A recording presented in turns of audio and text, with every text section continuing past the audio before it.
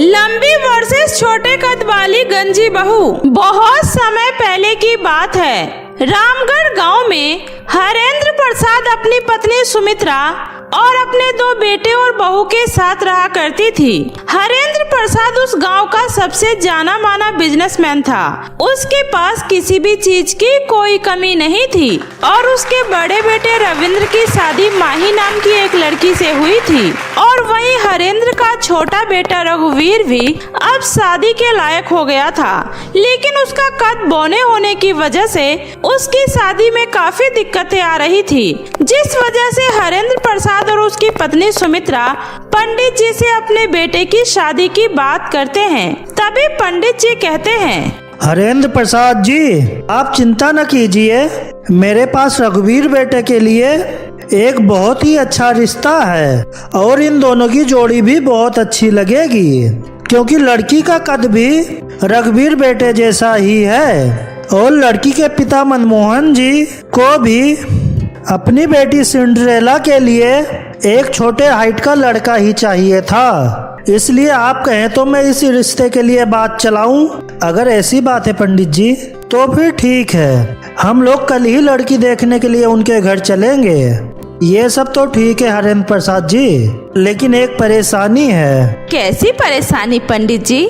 दरअसल लड़की वाले आप लोगों की तरह हैसियत से अमीर नहीं हैं, लेकिन वे लोग बहुत ही इज्जतदार और शरीफ लोग हैं। पंडित जी, लड़की वाले अमीर हो या गरीब, हमें इस बात से कोई फर्क नहीं पड़ता, क्योंकि भगवान का दिया हुआ हमारे पास सब कुछ है। बस एक अच्छी और संस्कारी बहू चाहिए हमें अपने बेटे रघुवीर के लिए।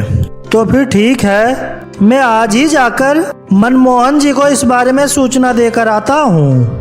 इतना कहकर पंडित जी वहाँ से चले जाते हैं। तभी माही अपने पति रविंद्र से कहती है, सुनिए जी, ये आपके पिताजी क्या करने जा रहे हैं? अरे रघुवीर भैया की शादी एक गरीब घर की लड़की से करने जा रहे हैं। भला उन्हें शादी करने की इतनी भी क्या जल्दी है, जो हमारे खानदान की इज्जत तक की परवाह नहीं कर रहे हैं? माही और पिताजी जो भी कर रहे हैं सोच समझकर ही कर रहे होंगे, इसलिए तुम्हें इन सब चीजों के बीच बोलने की जरूरत नहीं है। और वैसे भी तुम्हें पता है ना, रघुवीर बचपन से ही बौना है, जिस वजह से उसकी शादी में कितनी दिक्कतें आ रही हैं। इसलिए जब आज उसकी शादी उसी के जैसी बौनी लड़की से होने जा रही है तो फिर इसमें दिक्कत कैसी है? और इस तरह सिंड्रेला और रघुवीर की शादी बड़े ही धूमधाम से हो जाती है और सिंड्रेला विदा होकर अपने ससुराल आ जाती है। लेकिन सिंड्रेला भले ही कद में छोटी थी, लेकिन उसके लंबे काले घने बाल उसकी खूबसूरती को और भी ज्यादा बढ़ा देती थी, जिस वजह से हर कोई सिंड्रेला को बहुत ही ज्यादा पसंद किया करता था। तभी एक दिन रघुवीर अपने पिता से कहता है, पिताजी, मैं सोच रहा था क्यों ना मैं सिंड्रेला को अपनी कंपनी और बाकी की फैक्ट्री दिखाने ले जाऊं। अरे क्यों नहीं बेटा, और वैसे भी हमारे घर की बहुओं को हमारे बिजनेस के बारे में पता होना चाहिए। हरेंद्र प्रसाद की ये बात सुनकर माही को बहुत ज्यादा बुरा लगता है और वो अपने पति पर चिल्लाते हुए कहती है, क्यों जी, आप तो मुझे आज तक कभी कंपनी या कोई फैक्ट्री दिखाने नहीं ले गए, लेकिन ये कल की आई लड़की देवर जी के साथ आज फैक्ट्री देखने जा रही है। अरे माही, तुम कैसी बातें कर रही हो? मैंने तुम्हें पहले कितनी बार कहा है, लेकिन तुम ही खुद सामने से मना कर देती थी, इसलिए आज तुम मुझसे शिकायत मत करो। अरे रविंद्र बेटा, तू क्यों उसकी बातें सुन रहा है? तुझे तो पता है ना कि वो ऐसी ही है। और सिंड्रेला बहू, आज तुम पहली बार हमारी फैक्ट्री देखने जा रही हो, इसलिए कुंदन की साड़ी और ये सोने का हार पहन कर जाना। सब तुम्हें वहाँ देखेंगे तो देखते ही रह जाएंगे। आपका बहुत बहुत शुक्रिया माँ जी। और इस तरह सिंड्रेला को सबका प्यार मिलता देख माही उससे और भी ज्यादा जलने लगती है और मन ही मन सोचती है, इस कल की आई लड़की का तो कुछ तो करना ही पड़ेगा। बहुत ज्यादा चहेती बन रही है ना घर वालों की, लेकिन अगर जब इसके ये खूबसूरत बाल ही नहीं रहेंगे तो फिर इस बोनी को कौन पसंद करेगा? हाँ। इतना सोचकर माही रात होते ही चुपके से सिंड्रेला के कमरे में जाती है और उसके बालों में बाल झड़ने वाला केमिकल लगा देती है, जिसके बाद सुबह होते ही सिंड्रेला जैसे ही नहाकर बाहर आती है उसके सारे बाल झड़ जाते हैं और वो पूरी तरह से गंजी हो जाती है, जिसे देखकर सिंड्रेला फूट फूट कर रोने लगती है और कहती है, हे भगवान, माँ जी देखिए ना, ये क्या हो गया, मेरे इतने लंबे घने बाल अचानक से ऐसे कैसे झड़ गए माँ जी। अब मैं क्या करूँगी, कैसे सबके सामने जाऊंगी। चिंता मत कर बहू, कुछ दिनों में तुम्हारे बाल फिर से पहले की तरह हो जाएंगे। सुमित्रा की ये बात सुनकर माही मन ही मन मुस्कुराते हुए सोचती है, अब तू चाहे जितनी भी कोशिश कर ले, लेकिन तेरे ये बाल अब कभी वापस नहीं आएंगे। और ऐसे ही काफी समय बीत जाता है, लेकिन सिंड्रेला के सर पर एक भी बाल नहीं आता है, जिस वजह से सिंड्रेला बहुत ज्यादा दुखी हो जाती है। और एक दिन जब वो घर के आंगन में बैठे चिड़िया को दाना डाल रही होती है, तभी उसमें से एक चिड़िया सिंड्रेला से कहती है, अरे सिंड्रेला, क्या बात है, हम कई दिनों से देख रहे हैं तुम बहुत ज्यादा उदास रहती हो। अरे ये क्या, तुम चिड़िया होकर हम इंसानों की तरह कैसे बोल सकती हो? क्योंकि हम चिड़ियों को भी तुम इंसानों की तरह बोलने का वरदान मिला है, इसलिए हम भी तुम्हारी तरह बोल और सुन सकते हैं। इसलिए बताओ, तुम क्यों इतने परेशान हो? उस चिड़िया की ये बात सुनकर सिंड्रेला उसे अपनी सारी परेशानी बता देती है। तभी वो चिड़िया कहती है, बस इतनी सी बात, तुम्हारी ये परेशानी मैं अभी दूर कर देती हूँ, बस तुम अपनी आंखें बंद कर लो, फिर देखो मेरा कमाल। उस चिड़िया की ये बात सुनकर सिंड्रेला अपनी आंखें बंद कर लेती है, और जैसे ही सिंड्रेला अपनी आंखें बंद करती है, वैसे ही उस चिड़िया की चोंच में से एक रोशनी निकलती है और सिंड्रेला के सर पे जाकर समा जाती है, जिसके बाद सिंड्रेला के सर पे जादुई सोने के लंबे बाल आ जाते हैं। और उन बालों की वजह से सिंड्रेला और भी ज्यादा खूबसूरत दिखने लगती है। और जैसे ही सिंड्रेला अपनी आंखें खोलती है, तो वो अपने लंबे जादुई सोने के बाल को देखकर बहुत ही ज्यादा खुश हो जाती है और कहती है, तुम्हारा बहुत बहुत शुक्रिया नन्ही चिड़िया, आज तुमने मेरी सारी परेशानी दूर कर दी। लेकिन क्या तुम मेरी एक और मदद कर सकती हो? मुझे ये बता सकती हो कि मेरे बालों के साथ ये सब किसने किया था? सिंड्रेला की ये बात सुनकर चिड़िया अपनी आंखें बंद करती है और उसे माही की सारी सच्चाई बता देती है। तभी वहाँ पर सुमित्रा भी आ जाती है और वो उस चिड़िया की सारी बातों को सुन लेती है, जिसके बाद वो कहती है, सिंड्रेला बहू, आज तुम्हारे अच्छे कर्मों की वजह से तुम्हारे बाल तुम्हें फिर से वापस मिल गए हैं, लेकिन माई बहू ने जो तुम्हारे साथ किया है वो बिल्कुल भी सही नहीं किया, इसलिए आज उसे इसकी सजा जरूर मिलेगी। तुम आओ मेरे साथ। इतना कहकर सुमित्रा सिंड्रेला को लेकर घर के अंदर जाती है और घर में सभी को माही के कारनामों के बारे में बता देती है, जिसके बाद रविंद्र उसे कहता है, माही, तुम इतना गिर जाओगी मैंने कभी सोचा नहीं था। आखिर तुम्हें इस घर में किस चीज की कमी है जो तुम सिंड्रेला के पीछे हाथ धोकर पड़ गई हो? अरे तुम्हें तो उसे अपनी छोटी बहन की तरह समझना चाहिए। और माही बहू, सिंड्रेला बहू चाहती तो वो तुमसे भी नफरत कर सकती थी, क्योंकि उसकी हाइट तुमसे बहुत ज्यादा कम है, लेकिन उसने ऐसा बिल्कुल नहीं किया, बल्कि वो तो तुम्हारी बहुत इज्जत करती है। घर वालों की ऐसी बातें सुनकर माही को अपनी गलती का एहसास हो जाता है और वो सबसे हाथ जोड़कर माफी मांगती है। और सिंड्रेला के कहने पर सभी घर वाले माही को माफ कर देते हैं, जिसके बाद से सिंड्रेला और माही खुशी खुशी एक साथ अपने ससुराल में रहने लगती है। और अब माही भी सिंड्रेला को अपनी छोटी बहन की तरह ही प्यार करने लगती है। दो अनाथ बहनों का जादुई फ्रॉक। सोमनाथ अपनी पत्नी रमा के साथ गांव में फलों का व्यापार करता था। एक बार वो दोनों पति पत्नी शहर से फल लेकर घर आ रहे थे, तभी उनकी गाड़ी का एक्सीडेंट हो जाता है और उस हादसे में दोनों की मौत हो जाती है। उसके जाने के बाद उनकी दोनों बेटियां सुमन और काजल अब अनाथ हो चुकी थी। अब उनकी देखभाल करने वाला कोई नहीं था। रमा का भाई राजीव शहर में काम करता था। जब उसे इस घटना के बारे में पता चला तो वो शहर से अपनी भांजी को लेने गांव आ जाता है और वो अपनी दोनों भांजी को लेकर शहर आ जाता है। अच्छा हुआ आ गई तुम दोनों बहनें, आओ आओ मैं तुम्हारा ही इंतजार कर रही थी। अच्छा हुआ जी जो आप इसे यहाँ लेकर आ गए। आखिर ये दोनों अनाथ बहनें अकेले कैसे अपना गुजारा करती। अब से तुम दोनों अपने आप को बिल्कुल भी अकेला मत समझना। तुम दोनों यहाँ आराम से रह सकती हो। अब से हम दोनों ही तुम्हारे माता पिता हैं। मामी आप बहुत ही अच्छी हो मामी। मम्मी पापा की बहुत याद आती है। उनके बिना अब हमारा बिल्कुल भी मन नहीं लगता। उनके जाने के बाद हम बहुत अकेले हो गए थे मामी।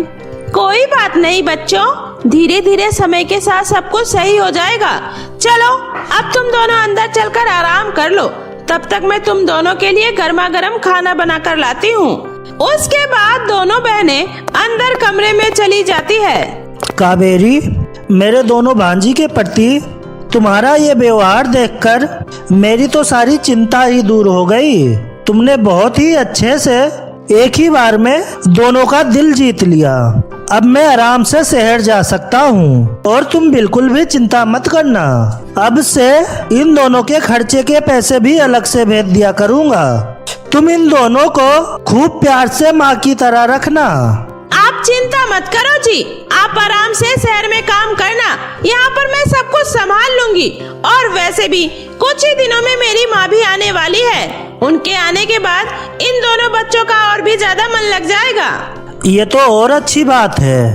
फिर तो मैं कल ही शहर चला जाता हूँ। मुझे वहाँ बहुत ही ज्यादा काम है।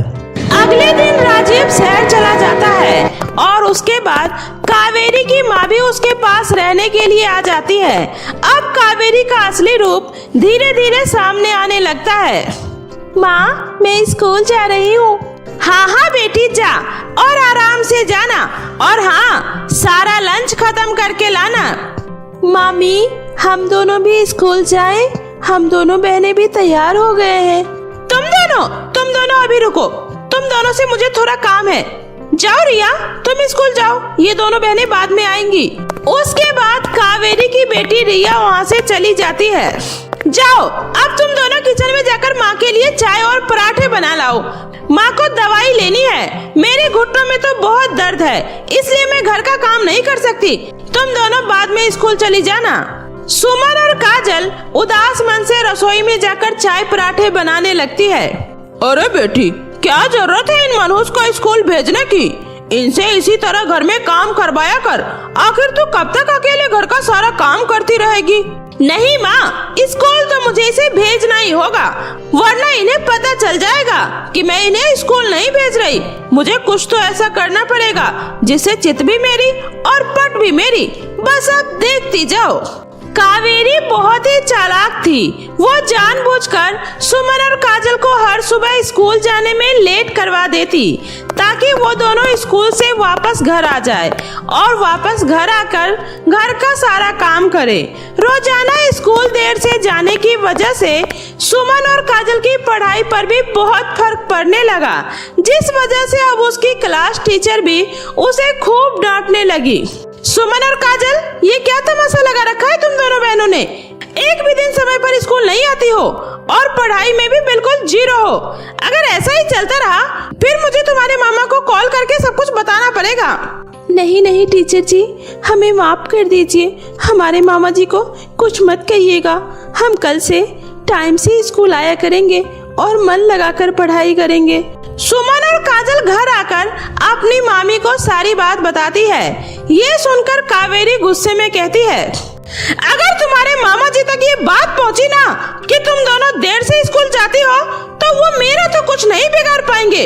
उल्टा वो तुम दोनों को ही डांटेंगे और फिर तुम दोनों का नाम स्कूल से कट जाएगा और फिर जिंदगी भर तुम्हें घर में रहकर घर का झाड़ू पोछा बर्तन यही सब करना होगा। ये सुनकर सुमन और काजल बहुत ही ज्यादा डर जाती है। दोनों मासूम अनाथ बहनें किसी से कुछ कह नहीं पाती। अगले दिन फिर से दोनों बहनें स्कूल के लिए लेट हो जाती है, क्योंकि आज भी स्कूल जाने से पहले उसकी मामी ने उसे घर का बहुत सारा काम दे देती है, जिसे करते करते उन्हें बहुत ज्यादा लेट हो जाता है। और स्कूल आने के बाद आज फिर से दोनों बहनों को टीचर से बहुत ही डांट पड़ती है। लगता है तुम दोनों बहनें ऐसे नहीं मानोगी। अगर तुम दोनों कल से टाइम से स्कूल नहीं आई ना, फिर हम तुम दोनों बहनों का नाम इस स्कूल से काट देंगे, समझी। ये तुम दोनों की आखिरी वार्निंग है। ये सुनकर दोनों बहनें काफी ज्यादा रोती है। रोते रोते दोनों बहनें घर आ रही थी, तभी रास्ते में दोनों बहनें एक पेड़ के पास बैठकर जोर जोर से रोने लगती है। माँ, पापा, आप दोनों हमें छोड़कर क्यों चले गए? आपके जाने के बाद देखिए ना हमारी क्या हालत हो गई। जब आप दोनों थे तो कितने अच्छे से हम दोनों का ख्याल रखते थे। अब तो आपके जाने के बाद कोई भी थोड़ा भी हमारा ख्याल नहीं रखता। हाँ माँ पापा, आप दोनों हमें छोड़कर क्यों चले गए? जब से आप हमें छोड़कर गए हैं कोई भी हमसे प्यार नहीं करता। मामी हमसे घर का सारा काम करवाती है, जिस वजह से हम रोज स्कूल के लिए लेट हो जाते हैं और टीचर से भी हमें रोज डांट पड़ती है। अब तो हम मामा जी से भी कुछ नहीं बता सकते, हम क्या करें?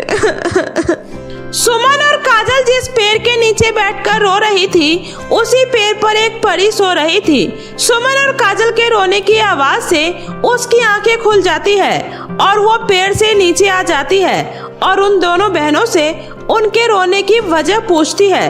दोनों बहनें परी को अपने बारे में सब कुछ बताती है। सब सुनने के बाद परी को दोनों बहनों पर बहुत ही ज्यादा तरस आ जाता है। अच्छा, तो ये बात है, घबराओ नहीं बच्चे, ये लो, ये जादुई फ्रॉक है। इस फ्रॉक को पहनते ही तुम घर का सारा काम चुटकियों में कर सकती हो, जिससे अब तुम्हें स्कूल जाने में कभी भी देरी नहीं होगी। इस फ्रॉक को पहनकर तुम जो भी बोलोगी ये फ्रॉक वैसा ही करेगा। अब तुम्हें कोई भी काम नहीं करना होगा। अब सारा काम तुम दोनों बहनों के आदेश पर ही होगा और अगर किसी ने इस जादुई फ्रॉक को नुकसान पहुंचाने की कोशिश की तो उसका अंजाम उससे भी बुरा होगा। अब मेरे जाने का समय हो रहा है, तुम इस जादुई फ्रॉक को लेकर अब अपने घर जाओ। परी जी, आप बहुत ही अच्छे हो, आपका बहुत बहुत धन्यवाद परी जी। उसके बाद परी वहाँ से गायब हो जाती है और दोनों बहनें जादुई फ्रॉक लेकर घर आ जाती है। अगले दिन से जैसे ही दोनों बहनें उस जादुई फ्रॉक को पहनकर तैयार होती है, वैसे ही उनके कहने पर जादुई फ्रॉक अपना जादू दिखाना शुरू कर देती है। जादुई फ्रॉक, हमारे लिए जल्दी से चाय और पराठे ला दो। तभी वहाँ पर झट से चाय और पराठा आ जाता है। अरे वाह, ये तो तुरंत बन गया। अब हम इस जादुई फ्रॉक से सारे काम करवा सकते हैं। हे जादुई फ्रॉक, अब हमें जल्दी से तैयार करके स्कूल भेज दो। उसके ऐसा कहते ही दोनों बहनें झट से स्कूल पहुंच जाती है। आज पहली बार दोनों बहनें समय से पहले ही स्कूल आ जाती है। अब से दोनों बहनें जादुई फ्रॉक की मदद से अपनी मामी का दिया हुआ सारा काम चुटकियों में निपटा कर टाइम से स्कूल जाने लगती है। ऐसे ही समय बीत रहा था। एक रात दोनों बहनें अपने कमरे में सो रही थी, तभी कावेरी उसके कमरे में आती है और वो जादुई फ्रॉक देख लेती है। अरे, मैंने तो इस दोनों मनहूस बहनों को कभी कोई नई फ्रॉक नहीं दिलाई, फिर ये इतना सुंदर फ्रॉक ये दोनों के पास कहाँ से आया? जरूर इन दोनों बहनों ने घर में से पैसे चुराकर ये फ्रॉक खरीदा होगा। मैं अभी इस फ्रॉक को छुपा कर रख देती हूँ। उसके बाद कावेरी उस फ्रॉक को छुपा कर रख देती है। अगले दिन सुमन और काजल जब सोकर उठती है तो दोनों बहनें देखती है कि उनके कमरे में से जादुई फ्रॉक गायब है। ये देखकर दोनों बहनें काफी ज्यादा परेशान हो जाती है। उन दोनों बहनों ने उस फ्रॉक को बहुत ढूंढा, लेकिन वो उसे नहीं मिला। अंत में वो अपनी मामी के पास जाती है। मामी, हमारे कमरे में हमारी फ्रॉक रखी थी, आपने कहीं देखी है क्या? वो फ्रॉक तुम दोनों बहनों को अब नहीं मिलेगी। पहले ये बताओ, तुम दोनों फॉर टीचर के पास इतना सुंदर नया फ्रॉक कहाँ से आया? तुम दोनों बहनों के पास नए फ्रॉक खरीदने के पैसे कहाँ से आए? कहीं तुम दोनों ने घर में चोरी तो नहीं की? सच बताओ। मामी, हमने कोई चोरी नहीं की। वो फ्रॉक तो हमें परी ने दी थी। वो फ्रॉक जादुई फ्रॉक है, उसे पहनते ही हम घर का सारा काम चुटकियों में कर लेते हैं, जिससे हमें स्कूल जाने में कोई देरी नहीं होती। हाँ, अब समझी। तभी तो मैं सोचूं कि आखिर तुम दोनों काम चोर में इतनी ज्यादा फुर्ती कहाँ से आ गई है, जो मेरे बोलते ही सारा काम झट से कर लेती हो और टाइम से स्कूल भी पहुँच जाती हो। अब तो मुझे इस फ्रॉक को खत्म करना ही होगा। मैं अब इस फ्रॉक को ही जला देती हूँ, फिर देखती हूँ तुम दोनों क्या करती हो। उसके बाद कावेरी उस फ्रॉक को जलाने लगती है। तभी आग की लपटें कावेरी के शरीर में पकड़ लेती है और कावेरी जोर जोर से चिल्लाने लगती है, बचाओ, अरे कोई तो मुझे बचाओ। तभी उधर से राजीव भी आ जाता है और वो परी भी वहाँ प्रकट हो जाती है। बचाओ, अरे कोई मुझे इस आग से बचाओ, बचाओ, वरना मैं जल जाऊंगी। नहीं, तुमने इस मासूम बच्चियों पर बहुत अत्याचार किया है, अब तुम्हें इसकी सजा से कोई नहीं बचा सकता। तभी कावेरी की माँ कहती है, नहीं नहीं, मेरी बेटी को माफ कर दो, उसे बचा लो, उसके साथ ऐसा मत करो, मैं तुम्हारे पैर पड़ती हूँ, बचा लो उसे। परी जी, छोड़ दीजिए उसे। उसके बाद परी आग बुझा देती है। कावेरी, इससे पहले मैं कुछ गलत कर दूं, तुम अपनी माँ को लेकर यहाँ से चली जाओ और दोबारा यहाँ कभी मत आना। मैं अपनी बेटी को भी पाल लूंगा, साथ में दोनों भांजी को भी। मुझे तुम्हारी कोई जरूरत नहीं है।